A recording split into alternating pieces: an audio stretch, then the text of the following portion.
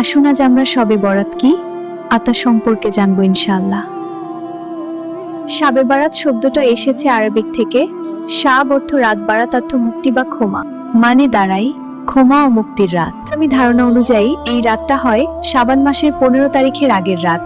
অনেক আলেম বলেন এই রাতে আল্লাহ তাআলা বান্দাদের গুনাহ ক্ষমা করেন, রিজিক, হায়াত এবং আমল নিয়ে ফয়সালা হয়। আর যারা তওবা করে, দোয়া করে, তাদের দিকে বিশেষ রহমত নেমে আসে। হাদিসের আলোকে কিছু সহিহ ও হাসান হাদিস এসেছে এই রাত আল্লাহ তাআলা নিকটবর্তী আকাশে নেমে বলেন, কেউ কি ক্ষমা চাইবে আমি ক্ষমা করব, কেউ কি রিজিক চাইবে আমি দেব।